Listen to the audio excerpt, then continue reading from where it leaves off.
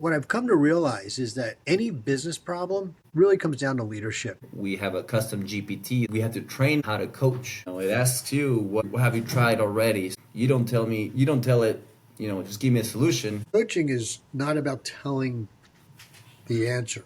Wow. Five out of six are disengaged. It's hard to digest that. On average, companies improve profitability by 32% annualized. That's huge. People who are engaged are happier. When you're happy at work, you come home and you're feeling satisfied. Right. So my goal is to give everybody that ability to say, thank God it's Monday. Welcome to the AI Agency Journey podcast. We provide lessons learned and perspective from leadership and OpEx consultants on their journey on how to grow their careers, start their own practice, and incorporate artificial intelligence into their processes and those of their clients. So I'm really excited today. We have a special guest, someone who's an expert in leadership. He has over 30 years of experience in leadership positions, and he is the principal at Locked On Leadership. He is also a professional keynote speaker, and he guides teams and leaders to foster a culture of accountability that accelerates results. So Dave Rosenberg is joining us. So Dave, welcome and thank you for being with us. Well, thanks for having me, Antonio. I'm excited to be here. Yeah, really excited to talk to you. Our audience, some of them are getting into consulting. Some of them are trying to grow their consulting practice. Some are seeing the trend of AI within their practice and within their customers. So we thought to bring you tie in how leadership plays such a critical role into AI consulting, as well as how do you see in your own practice within leadership development. So really happy to have you with us today. And why don't you get started with telling us more about you and your practice? Sure, thanks. So as you mentioned in the introduction, I've got over 35 years in leadership roles, starting as a naval officer. And after getting out of the military, I've ended up running 4 different companies as president, as well as other senior leadership positions until 2015, when the last company I was running was acquired and I was trying to figure out what to do. A friend of mine who was a vendor of mine asked me to do some consulting for him. And at that point, I thought, well, I'm looking for work. Why not? And I started consulting and I realized, I was at a place in my life, I was over 50, and I'm like, I could find another senior level job, sure. And 4 or 5 years later, something's going to happen. The company will be acquired. The kids will be hired, something. And I'm going to be looking again closer to 60. And I just didn't want to do that anymore. So I decided to start coaching. And I started general business coaching, wasn't leadership focused per se. Or at least I didn't call it that. But what I've come to realize is that any business problem is a leadership challenge. Right. It really comes down to leadership. And the people I was coaching we're talking about founder-based businesses where they were a technician. In other words, they were really good at whatever industry they were in, whether it was IT, construction, doesn't really matter, restaurant. They were good chefs. They were good IT engineers. They were good, with a hammer and nails as a tradesman, but they were not good business leaders. That was a different skill set. They thought if I could build it right, I can create my own business. And so it slowly morphed into a pure leadership, because teaching people how to get other people to be inspired to do the job well. And I've been blessed in my career that, with one exception, I have loved every company and every job I worked for. It was tough for me to take vacations because I loved doing what I did. And I looked forward to Mondays. And most people don't. And so my mission today is to help leaders create an environment where every one of their team members says, thank God it's Monday. Let's do away with thank God it's Friday. Mm-hmm. Yes, enjoy your weekend, but don't you have a right to look forward to work? Yeah. So that's what I do now. Well, that's amazing. That's an awesome goal, because, so many people, I feel the same way. It's like, they should be enjoying work. We spend half of our lives at work, so you should be happy, and it's leaders' responsibility to create that environment, right? Absolutely. Awesome. And thank you for the introduction. So tell us more about your practice today. What kind of clients do you support, and how do you support them? Yeah, so what I ended up doing was developed, and it wasn't like I intentionally set out to do this, but as I started coaching, I'm very systems oriented. My degree's engineering. And I started to systematize my coaching. And I did that by looking back at my leadership practices over the years and what worked, and then putting them down on paper. And what it's developed into is a doctrine for leadership I call radical accountability. And the people who are attracted to my coaching style and who I like to work with are what I call results driven leaders or military minded leaders. And they're not necessarily former military, but they have that mindset of get the job done. In the Navy, we used to talk about hitting the deck plates running, meaning, you did something at full bore. You're like, there's no like easing into it. These are not people who put their toe in the water. They're people who dive into the cold water and just start swimming. And typically they want their team to do that, but they don't get that. They get frustrated because they end up becoming a bottleneck. Everyone's driving questions to them. Everyone's asking them how to solve problems. Everything is moving up to them, and they're solving the problems, wishing that somebody else could just show initiative.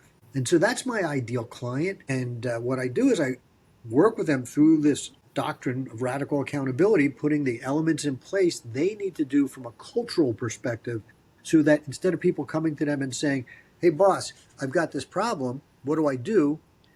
They move to, hey, boss, I've got this problem. Here's what I think we should do. Next step, hey, boss, we had this problem. Here's what I did. And then sometimes not even, hey, boss anymore. That's right. Yeah. I've seen a video on YouTube that kind of talks about that. And it has a military background. Interesting. Maybe you've seen it before, but it talks about that. How leaders need to like relinquish that control. And I don't know if that's something you do is the 6 leadership styles from Goldman in your practice, or a variation of that. Well, there's a million ways to look at leadership, and they're all the same. So I don't use that particular methodology in mind. I look at leaders, I think there's a path of 4 types of leadership. And radical accountability is a combination of both transformational and transactional leadership. And this is really important. When you read the literature out there, it almost seems like there's a war. Transactional is old style, transformational is new. Yeah. Right?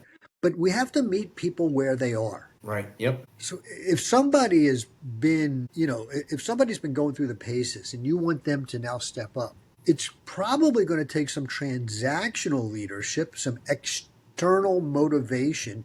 You do this, you'll get a bonus. While you put the pieces in place for them to realize that they have a bigger purpose. And as they grab that purpose, and this is really based on the psychology of Abraham Maslow, as you bring them through Maslow's hierarchy, where they start to feel some security and safety, then they feel part of the group, and then they feel the esteem of the group, meaning that they feel the group recognizes their contribution. And then all of a sudden they move to what Maslow called self-actualization, where they're like, I feel like I'm meant to do this. Yep. Right? That's where the transformational piece comes in. So you have to move them all through that. And that's so it's a combination of. No, I get it. And it takes time, right? People have to change their habits, and the whole people around them also got to transform. It's not just one person. You're transforming probably a group of people, right? Yeah, well, it's like everything else, right? There reaches a critical mass. Yeah. So at some point, the culture becomes self-protecting and self-reinforcing. But until you hit that critical mass, you have to drive it. That's right. Yep. Very interesting. And we did the same with when we rolled out operational excellence in sites. We kind of took them through that journey of first starting with some of the leadership foundations to allow for those changes to happen. But so I can definitely really relate to that. I'm curious on some of the industry trends that you're seeing and how your practice is adapting to those industry trends. Yeah, well, I mean, look, we all know, and it's AI has been the biggest disruptor. I don't even know if disruptor is the right word, because to me, it's been more transformational than disruptive. Yep. In a good way, right? Yeah. Well, I mean, like so, for example, in the video industry, right, bandwidth and the internet was disruptive, right? We were delivering content through. You went to a store that got, for those of you who don't know this, we actually had it on tape. There was, and we put it into our machine. Hey. Right. And then we got a disc, right? And then we go to the red box, the disc box. And I remember thinking, when people were talking about streaming video, and I'm like, oh, it'll be Who's going to sit in front of their computer and watch a movie? That's stupid. Not even thinking, right? This is, by the way, don't ask me to prognosticate the future. I'm clearly terrible at it. But not even thinking that that computer is going to be inside my TV and I can stream it that way, right? So that was really disruptive. For me, AI has been a force multiplier. And that's what I'm seeing in the industry here.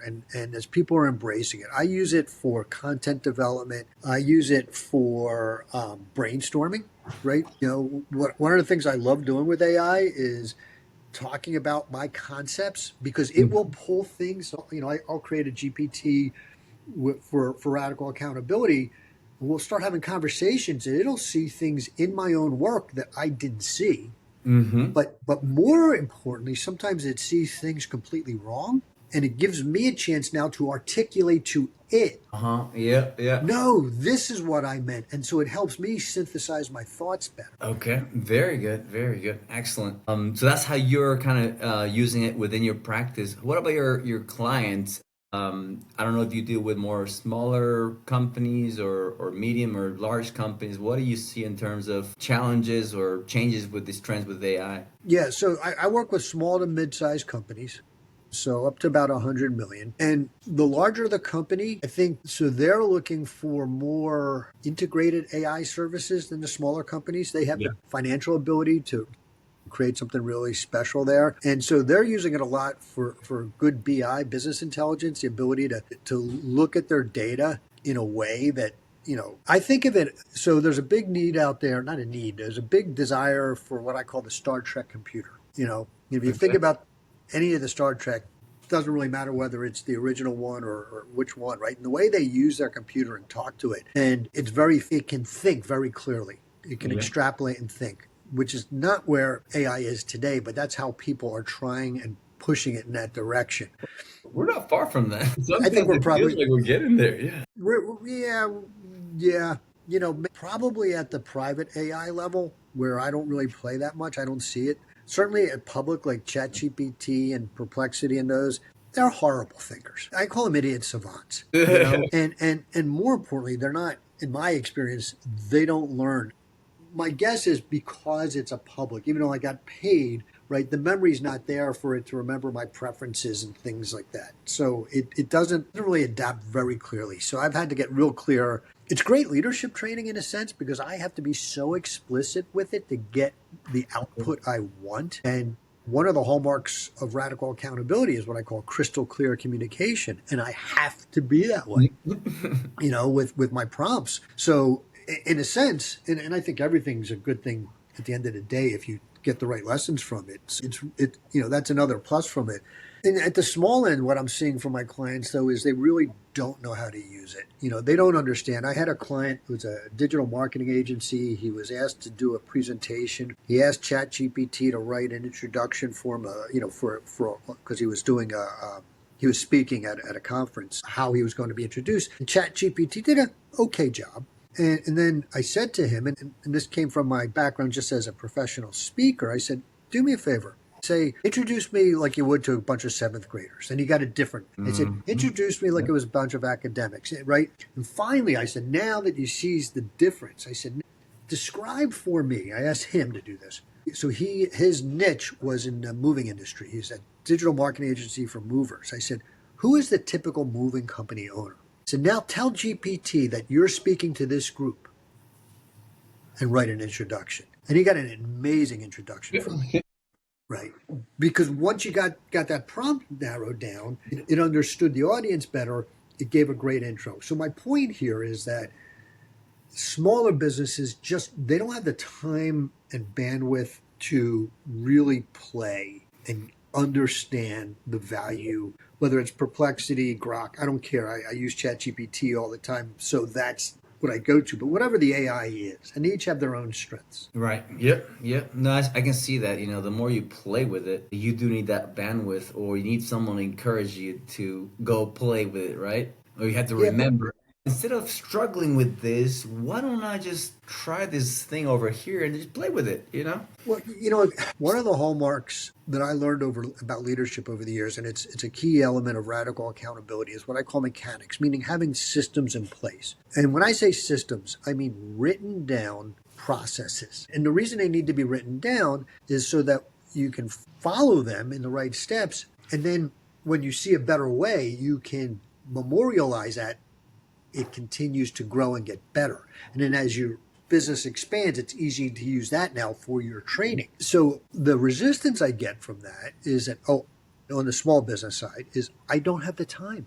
I could do this faster myself, not recognizing that it's an investment.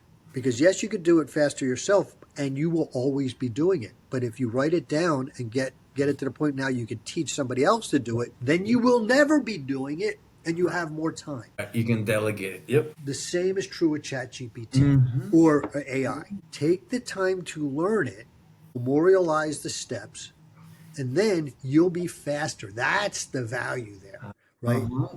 Right. I create projects with project steps. My project instructions are voluminous. Right. And of course, one of the things I had to learn was the first thing I do when I start a new project, when I have an existing project and I'm starting a new conversation within that project, to say, review your instructions, because otherwise it won't always do that. Right. But once I get it into memory, then it will follow the steps that I laid. Very interesting. So what do you wish you had in your practice in terms of AI tools that you would say, hey, I wish, looking at my work, my everyday, if there was something I would want to automate or have AI take care of it, what would that be? Have you thought about that? Yeah, the problem is the things that I wanted to do, at least that I can see how to do, it's not capable of doing, which is interfacing with my various application stacks, my software stacks, right? I have to upload, for example, an Excel spreadsheet with data, okay? It will manipulate that data, and sometimes, and I haven't figured out why, I suspect it's, again, a usage or memory issue. Sometimes I can get it to create a new spreadsheet to spit out. Right, yep. Sometimes it can't. It gives me the download link, but I'm like, there's nothing there. And so then I have to have it output the data into chat and transfer it over, right? If it can actually manipulate my spreadsheets, I'd be like a pig in slop. What kind of spreadsheets do you have? All sorts of spreadsheets. Okay. I couldn't begin to start, but I told you, I'm an engineer by training. Analytical and system driven, yeah, and an engineer. Okay, I have spreadsheets myself. Yeah, but not just spreadsheets, Word docs. Yeah. Instead of me or Google Docs, why can't it go on, interface with my Google Drive, find the document I'm looking for, read it, and then do something with it? That'd be awesome. There might be. Have you tried Notebook LM? No, and I have limited resources for how many. Right. Yeah. No, but maybe that's something we can take offline. But maybe I can show you how to, if that could solve your problem. Because there's so many tools, and that's one thing that I've noticed is there's so many tools, and they're coming out so quickly, right? And it's so hard to keep up with it. And I've been learning this for 3 years. It's hard to keep up with it, and you just don't know what you don't know, right? Unless someone kind of shows you, oh, have you thought about this? It's interesting. That's something I'm actually trying to do. I'm developing a process where you can analyze a particular job, any kind of job, and then you can find out what tools are already available to automate certain processes or to make it easier. So I'm developing that process, and it can tell you, and you can ask ChatGPT, hey, what kind of tools are there? But you have to have the structure behind it. That's what I'm working on. And let's be candid, ChatGPT will make stuff up. Yeah. But if you have someone who knows the tools, then that person can actually validate if what they're telling you is fine. So that's what I'm doing. I'm a student of the tools out there, but then you have a conversation with someone and you use this tool to help you guide you on it, but you still have that back and forth between the two people. I do this with a person. I just don't do it by myself to see if is there really an opportunity in your area, right? And what's the biggest opportunity, right? And then you can guide. Okay, what about this tool? And if it recommends something that you're like, no, that wouldn't work in that situation. If you are familiar with it, or if you get the time to play with it, then you can say, no, that's not. That's. I mean, like I've used Chatty for. Chatty. Yeah, because yeah, that's his name. Because I'm a geek, I'm a techno geek. Don't let the gray hair fool you. I was using computers before there were hard drives. And so I stay fairly current and I can troubleshoot stuff, but it's a lot easier now instead of, Google searching and reading through KBs about, whatever symptoms are going on. I just ask ChatGPT. A lot of times the results I get are generic results, not specific to the software I'm troubleshooting. And it's like I have to be specific. I have to say ChatGPT. I have to say in the prompt, for this version of, give me answers only for this software at this version level, right? Or I'll get other stuff. Yeah. That's why I say it's not thinking yet. What about from a coaching perspective? Have you tried to use it for coaching? I'm using it for development. For example, I work with, and this was one of the things I was sort of alluding to earlier, by developing a specific curriculum. Radical accountability exists, but it's okay, how do I coach that over the period of a year? What's a good sort of methodology to present that to people? And it's dynamic because everybody's in a different place, but at least it's a framework. So I work with ChatGPT, to develop a year-long coaching curriculum. That's a baseline that I use. Okay. So it's pretty good for that. But ChatGPT or any AI cannot experience things. And this is the thing. So it has no wisdom. Okay. And so I don't see it right now as a viable way for somebody to say, I've got this problem. How do I deal with it? Because all ChatGPT can do is go out and read the literature that's in its database, right? Because it's not dynamic. So it just looks for the literature in its database and then regurgitates some of the answers that are in there, but with no ability to really analyze those and go, is this exactly on point? Or how does this need to be modified? What's different about these circumstances? Yeah, that takes the human experience. Yep. And I can see that. Although it has made a big leaps with the new. I don't know if you've tried the new version 5 as far as yeah. I've been on 5 for a while. Okay. Yeah. I've noticed a big difference from 4 to 5 on the ability to retrieve the latest information and more. You put it on thinking mode and it takes more time to think and really gives you a lot better answer. But yeah, we're actually piloting that too for coaching. We have a custom GPT. We have to train how to coach. I don't know if you use a Grow model for your coaching or Grow Me. There's a couple of models out there, but we train them on the Grow model and say, hey, coach me using the Grow model. This is the Grow model. You upload all the information and then how is that structure? But it asks you for that insights. It asks you, what have you tried already? You don't tell it, just give me a solution. It coaches you to solve your problems, but you're in it with him. Yeah. And that's the other part about coaching, right? Because coaching is not about telling the answer. It's about guiding to the answer. Exactly. Yeah. There's a lot of intuition involved there. And intuition it's not guesswork, right? It's our subconscious processing cues that our prefrontal cortex, our conscious mind's only 5% of our mind. And we just don't have the ability to perceive them consciously, but our subconscious has the ability to make connections that, may or may not be logical, but are still valid. It's almost at a quantum level. And again, the computer is not going to be able to do that. Yeah, it misses all the cues. Now, it can take voice now, but I think it reads some of the voice inflection and things of that nature. I think once we get video and reads video, that'll be a different story. But yeah, I think we might not be there yet as far as the body language and things of that nature that are hard to, without the capabilities yet.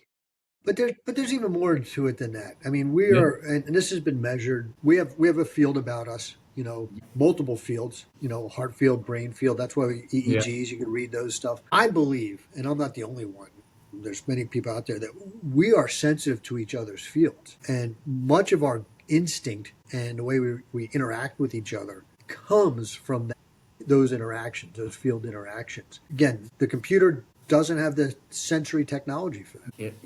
It won't ever be that level now. Makes sense. I want to kind of switch gears a little bit. We got into the AI stuff. I want to learn more about your practice because we're trying to help agencies figure out how to grow or how to think about their next goals with all these trends. For your practice, what are your future goals?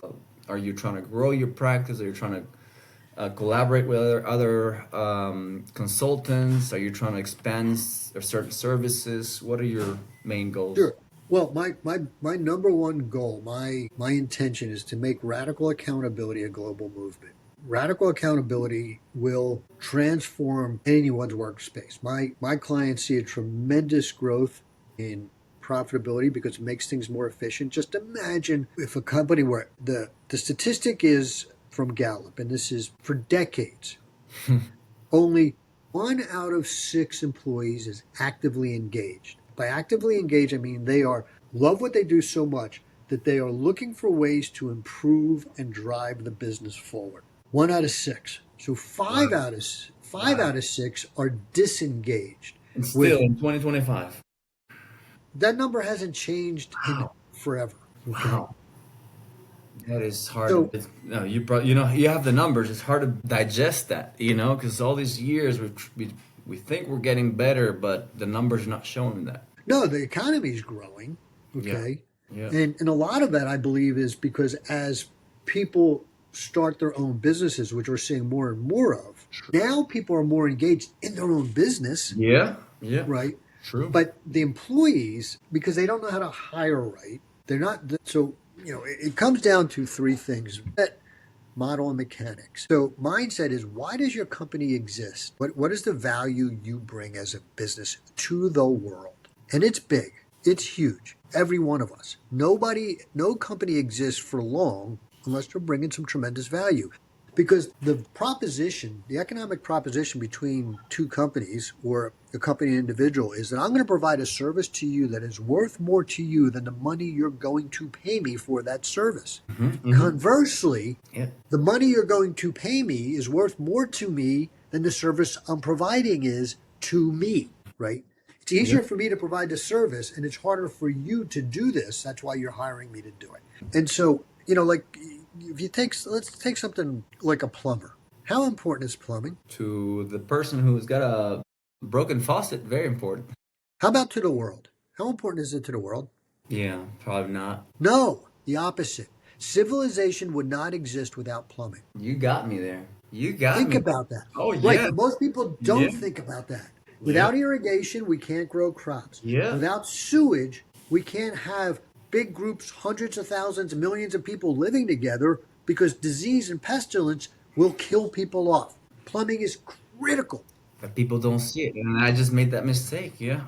Right, and everyone does. So imagine you're a plumber and you're talking about how you're helping grow civilization. Who are the people you're going to attract? Right? So why do you exist as a business? Yeah. And then what are your values? And how are you living those values? Yep. And when you do that, then the people who you attract are attracted by your values. They should show the same values. That means they're going to make similar decisions to you. That means you can trust them to make decisions so you don't have to. Now, all of a sudden, you have the ability to look at strategically at how do I expand my business because the day-to-day gets taken care of. Very good. Very good. Right. Excellent. And so the last piece is mechanics, which is what we talked about, having the process, procedures, et cetera, in place so that people are supported and are set up for success because they know how you want them to operate, what those guardrails are, what's the boundaries from which they're allowed to operate and make decisions, what's outside those boundaries that's not allowed.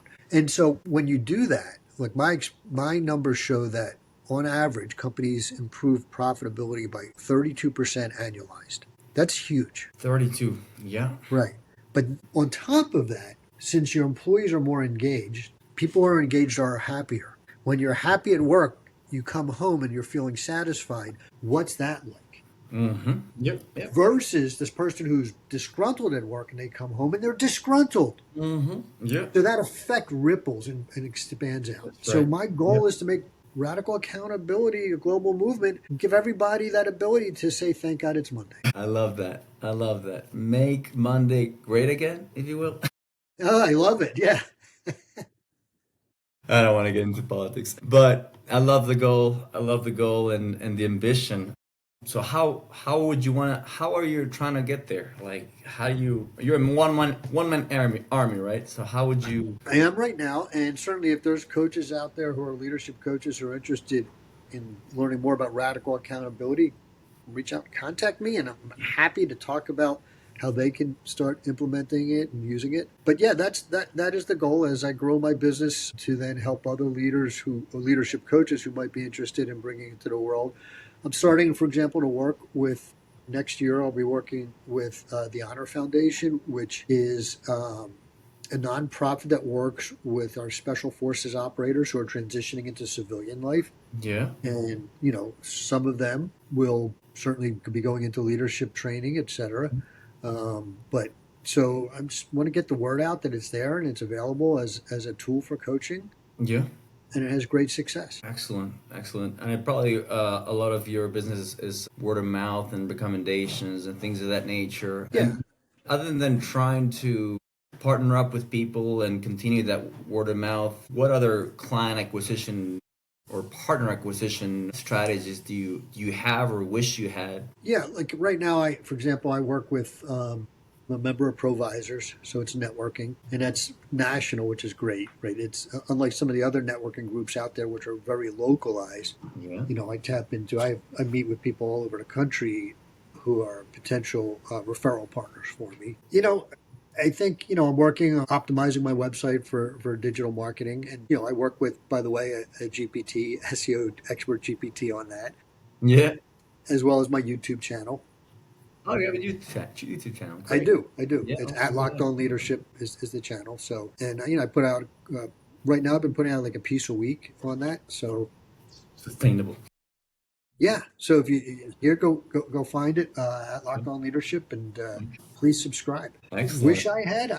I don't know. I don't know what else. Yeah, if you had a magic wand to say, hey, how do you get the word out quicker, faster, I don't. I mean, or more systemically? I don't know. I don't know. I again publish on LinkedIn. I speak. So certainly, if people are looking for conference speakers, I love speaking. But if you have a suggestion, I'm open to hearing if there's some idea you have that I haven't thought about. Yeah, there's multiple things we try with marketing. I don't know if you've done any actually advertisements. Got to be targeted to the right customer though. But there's some tools out there with technology that help you do that. You know how if you go on Facebook or Instagram, they got targeted ads. Yeah, there's an ROI for it. I don't know if B2B Facebook is really the Right. place to be. Not Facebook, but LinkedIn could be an option. Although you might be surprised on Instagram, there's people that are, can resonate with that message that you have about making Monday great again. You might find someone who's, a leader who wants to change their own culture. That's one suggestion. We could talk offline about others, but email marketing is another one that we've done a lot. Cold email, you have to provide value. You have to have, again, the right people and the right message for them. There's systems you can try and technologies that are new that for smaller people, the technology has made it more, what do you call it? Attainable? Accessible, yeah. Accessible. That's the word. Thank you. Accessible. Yeah, like someone like me, I'm using those kind of tools that help, remove some of that, manual work to be able to grow faster. Yeah, I mean, honestly, I think it's really just being out there like, I am right now, and being authentic and showing who you are. And the people who are attracted to that will come. And, and the people who aren't, nothing, great. Find the right person. It's not about doing business with me. Yeah. It really is sincerely about find what you need, the person you resonate with, whoever that is. You probably give referrals and you receive referrals, right? I don't know. Yeah. I've got a lot of people who do. I mean, I know a ton of leadership coaches, and I'm not for everybody, and everybody's not for them. And again, if I can take care of somebody, I've done my job. Great mentality, great mindset. They really appreciate that. I think our listeners will resonate with that mindset too. There's a lot of small agencies or agency owners that are trying to do the same. Collaborate between small, one person consultants trying to grow, and there's ways to grow together. So really appreciate that insight. Is there anything you want to else you want to share with our audience? I think we've had a great conversation. Well, if you've heard something in radical accountability you like, there's an opportunity next June, which will close out in December. So I have until the December to get involved with this. The leadership excursion I call Command Expedition, leadership lessons from iconic battlefields. We're going to travel to England and dig into the leadership of Churchill, Eisenhower, and more. It's going to be an amazing 6-day trip. We have a private, before it's open, tour of the Churchill war rooms. It's going to be led by a historian, not a docent, an actual historian. We're going to really dig into Churchill and how he was able to get England, which if you're familiar at all with the history, in the late 30s, when Hitler was rising to power, there was a lot of discussion about different opinions on how to deal with Hitler, whether we should enter into a pact with him, appease him, fight him, right? And Churchill was like, no, he is evil and we need to fight him, and got all of England to get behind that and put up with the Blitz and the Battle of Britain and all of that. So imagine getting your team all rowing in the same direction like he did. So reach out to me on my website, lockedonleadership.com. You'll see Command Expedition, and happy to talk to you about that. Thank you for that. And this goes on YouTube, Apple Podcasts, Spotify. So we'll make sure to put your information in there so people can reach out to you. So really, thank you so much, Dave, for your time today. It's been an amazing conversation, learning about your experience and your views on leadership, and what you're doing with moving forward, and the insights you had with AI.